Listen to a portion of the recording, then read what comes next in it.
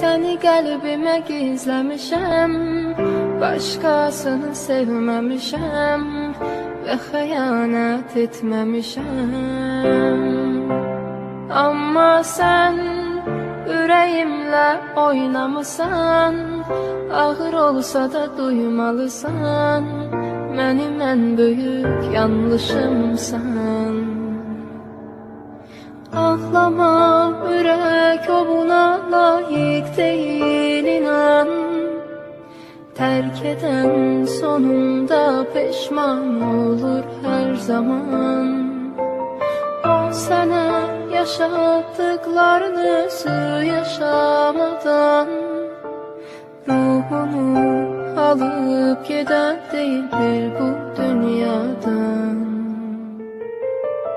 Mən səni qəlbimə gizləmişəm, başqasını sevməmişəm və xəyanət etməmişəm.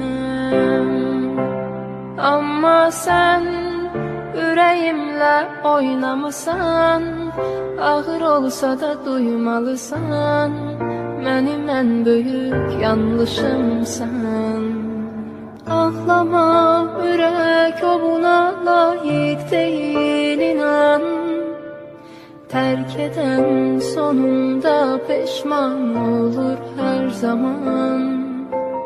O sənə yaşatdıqlarını özü yaşamadan, ruhunu alıp gedən deyildir bu dünyadan. Mən səni qəlbimə gizləmişəm, başqasını sevməmişəm və xəyanət etməmişəm. Amma sən ürəyimlə oynamısan, ağır olsa da duymalısan, mənim ən böyük yanlışımsan. Ağlama, ürək o buna layiq deyil, inan. Tərk edən sonunda peşman olur hər zaman.